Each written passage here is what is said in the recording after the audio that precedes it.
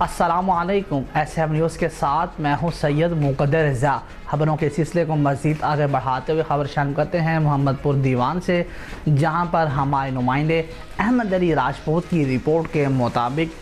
ये बताया जा रहा है कि मोहम्मदपुर दीवान और नवाही इलाके जात में फ़ज़ाई आलूदगी बरकरार होने की वजह से समूह की शिद्दत में इजाफा हो गया है कि जिसके बायस हादसात मामूल बन चुके हैं। आपको यहाँ पर मज़ीद बताएं कि अब से कुछ देर पहले मोहम्मदपुर दीवान के नवाही इलाका अड्डा चिराग शाह के नज़दीक शदीद धुंध की वजह से कंटेनर लोडर रिक्शे को बचाते हुए रोड किनारे उलट गया है कि जिसकी वजह से ड्राइवर जो है वो कैबर में फंस गया था, जिसको रेस्क्यू टोटो की टीम ने मौका पर पहुंचकर 1.5 घंटे के बाद रेस्क्यू ऑपरेशन में ड्राइवर को निकाल दिया गया है कि जिसकी हाथ से टांग भी टूट गई है।